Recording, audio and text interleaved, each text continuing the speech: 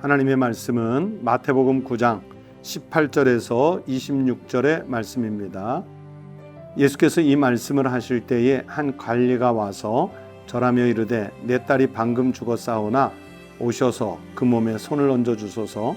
그러면 살아나겠나이다 하니 예수께서 일어나 따라가심에 제자들도 가더니 12해 동안이나 혈루증으로 앓는 여자가 예수의 뒤로 와서 그 겉옷가를 만지니 이는 제 마음에 그 겉옷만 만져도 구원을 받겠다 함이라. 예수께서 돌이켜 그를 보시며 이르시되 딸아 안심하라 내 믿음이 너를 구원하였다 하시니 여자가 그 즉시 구원을 받으니라. 예수께서 그 관리의 집에 가사 피리 부는 자들과 떠드는 무리를 보시고 이르시되 물러가라 이 소녀가 죽은 것이 아니라 잔다 하시니 그들이 비웃더라. 무리를 내보낸 후에 예수께서 들어가사 소녀의 손을 잡으심에 일어나는지라. 그 소문이 온 땅에 퍼지더라. 오늘 우리에게 주신 하나님의 말씀입니다. 성도 여러분, 평안한 아침을 맞으셨습니까? 오늘도 하루를 살면서 하나님께는 영광을 돌리고 우리 성도들의 삶은 일과가 다 복되시기를 주의 이름으로 축원합니다. 오늘 예수님께서 한 관리가 와서 자기 딸이 죽을 위기에 빠졌으니 와서 주님이 만져주시면 낫겠다 하는 그 요청을 했고, 예수님이 그 요청을 받고 제자들과 함께 무리들과 함께 그 집으로 이동하는 과정이 나와 있습니다. 오늘 아침에는 이 말씀들 중에서 특별히 20절부터 22절의 말씀을 중심으로 보려고 하는데, 예수님의 일행들이 그 관리의 집으로 이동해 가는 동안 12년 동안이나 혈루증을 앓던 여자가 와서 예수님을 살짝 만졌고요. 그것 때문에 예수님이 그 여인을 축복해 주시고 병을 고쳐주시는 그런 내용의 말씀이 아주 짧게 나와 있습니다. 여러분, 말씀드린 대로 12해 혈루증을 앓는 여인이라 했는데, 이 말씀 속에서 혈루증은요, 혈관 조직이 약해서 그 혈관을 통해서 피가 멈추지 않고 조금씩 계속 흘러나오는 병입니다. 그래서 학자들은 이 여인의 질병이 출혈성 자국 내막염이 아니었을까, 또는 자궁암이 아니었을까, 그렇게 추론을 해봅니다. 그러나 12년 동안 고치지 못한 이 여인에게 있어서는 고질병이지요. 그리고 그 당시에 의술로 아마 고칠 엄두를 대지를 못했을 겁니다. 여러분, 유대인들의 그 전통적 사고 속에는 질병이라고 하는 것은 죄의 그 형벌이라는 생각이 있었습니다.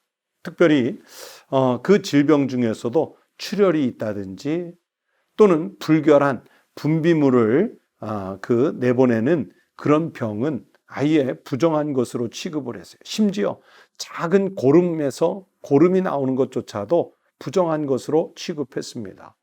레위기 15장 19절 이하의 말씀들을 보시면 이런 내용의 말씀이 나오는데, 바로 그런 그 부정한 그 분비물을 내뿜는 사람들은 공동체에서 아예 격리시킬 만큼 부정한 것 취급을 했었습니다.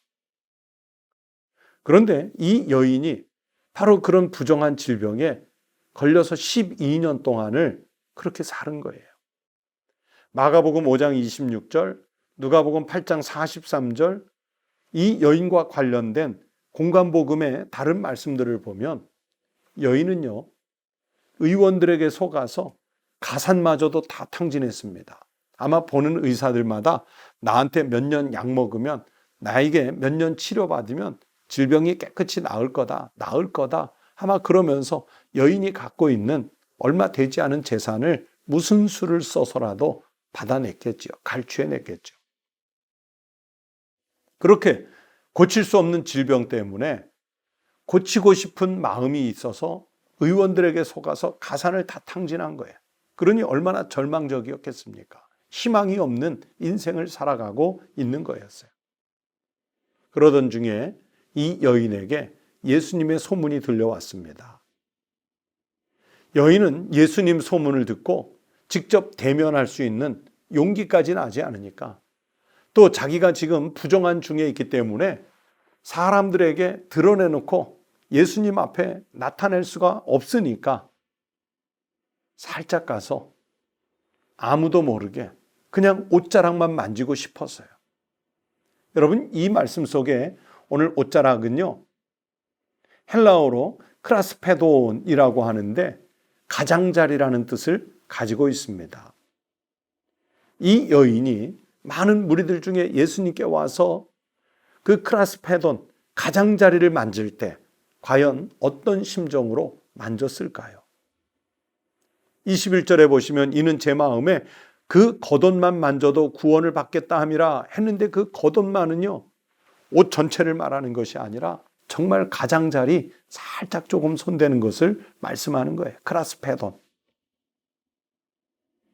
이 여인이 예수님의 겉옷 가장자리를 만질 때 어떤 마음으로 만졌을까? 첫 번째는 절박한 심정으로 만졌을 것입니다.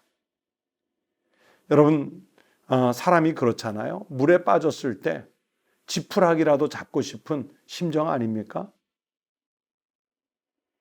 여러분, 물에 빠진 사람이 지푸라기라도 잡고 싶은 그 심정일 때 과연 욕심일까요?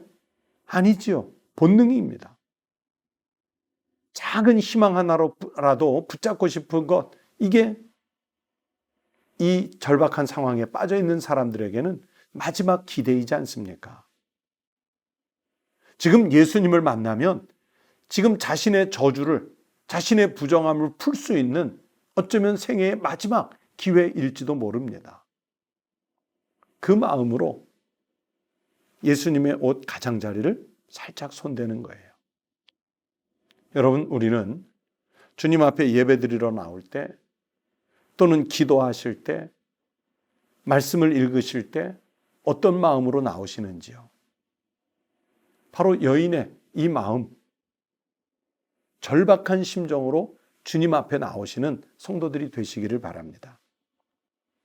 또 두 번째는 예수님의 이 옷 가의 가장자리를 만질 때 여인은 구원의 확신이 아주 분명한 상태로 만졌어요. 그냥 예수님과 얼굴을 맞대고 대면하는 것도 아니고요. 또 멀리서라도 예수님을 마주 보면서 이야기하는 것도 아니에요. 그냥 옷의 가장자리, 거기만 살짝 만져도 자신이 치료를 받을 수 있을 것이라고 하는 그 믿음이 있었어요. 우리는요, 기도하면서도 의심을 합니다. 하나님이 과연 이 기도를 들어주실까? 우리는 말씀을 읽으면서도 과학적으로 이 말씀이 과연 맞을까? 예언의 말씀을 읽으면서도 과연 진짜 이렇게 일이 벌어질까? 우리는 의심하며 기도하고 의심하며 말씀을 읽고 의심하는 가운데 예배의 자리에 오지요. 그러니 말씀을 읽으면서도 자신이 없고요, 기도하면서도 기도 응답에 대한 확신이 없어요. 야고보서 1장 6절에 오직 믿음으로 구하고 조금도 의심하지 말라. 의심하는 자는 마치 바람에 밀려 요동하는 바다 물결 같으니 의심하지 말고 기도하래요. 그러면서 이어서 야고보 1장 7절에 이런 사람은 무엇이든지 주께 얻기를 생각하지 말라. 여러분, 이런 사람이 누굴 말해요? 의심하며 기도하는 사람, 의심하며 말씀 보는 사람, 의심하며 예배의 자리에 오는 사람. 이런 사람은 무엇이든지 주님께 얻을 것이 아무것도 없다는 것을 말씀해 주는 거예요. 그래서 기도를 하든 말씀을 받든 여러분 확신으로 받아야 됩니다. 지금 여인은 예수님 앞에 나와 옷가에 손댈 때 확신을 가지고 온 거예요. 구원의 확신을 가지고 온 거예요. 우리 성도들이 바로 그 마음으로 나오실 수 있기를 바랍니다.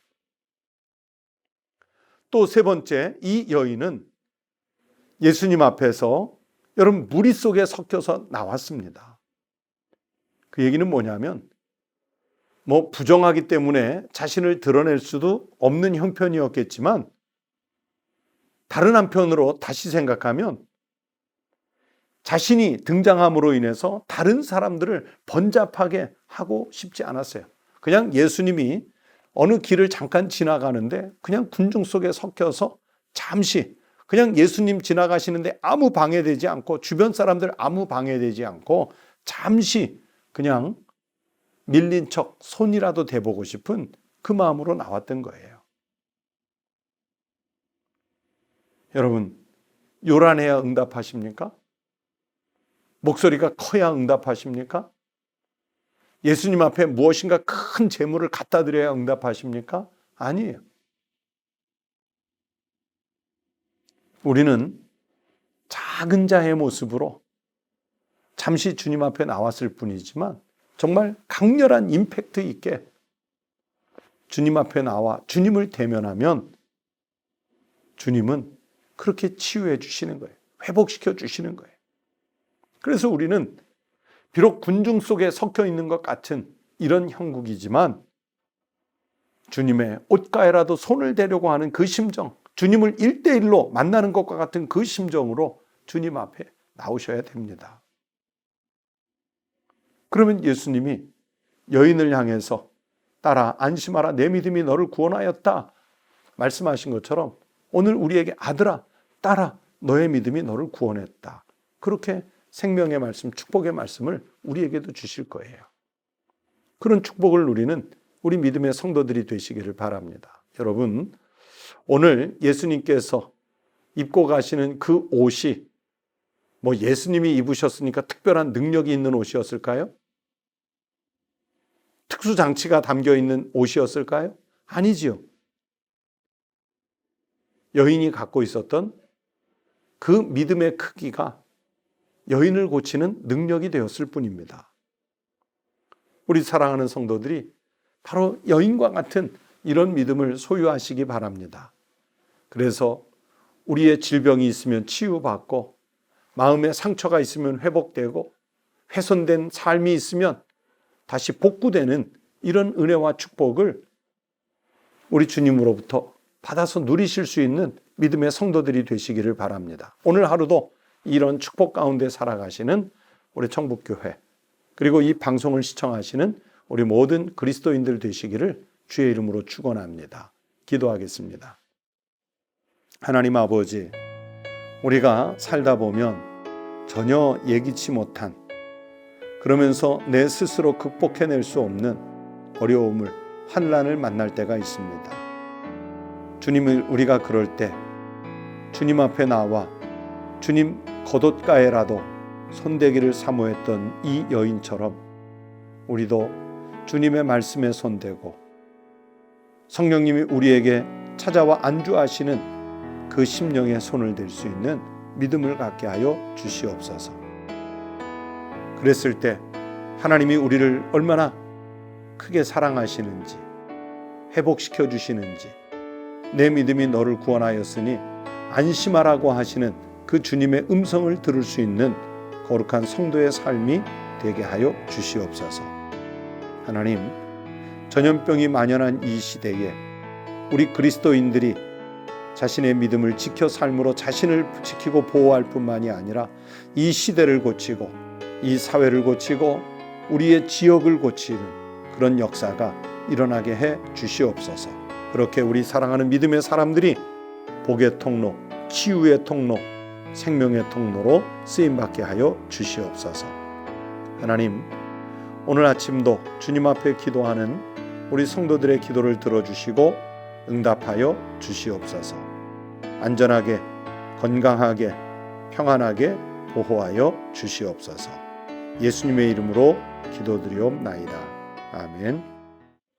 함께 기도하시겠습니다. 첫 번째 기도 제목은 오늘 들으신 하나님 말씀을 생각하면서 오늘 내가 겪고 있는 어떤 어려운 문제가 있으면 그 문제를 주님께 다 맡길 수 있는 이 여인과 같은 믿음이 될 수 있게 해달라고 기도하십시다. 두 번째는 선교사님들을 위해서 기도해 주십시오. 선교사님들의 사역과 안전 그리고 사역지가 잘 보존될 수 있도록 기도해 주시기 바랍니다. 그리고 세 번째는 우리 성도님들의 가정이 주님을 믿는 그 신앙생활에 있어서 가족 전체가 같이 믿는, 가족이 다 구원을 받을 수 있는 일치된 신앙의 가정이 될 수 있도록 기도하십시다.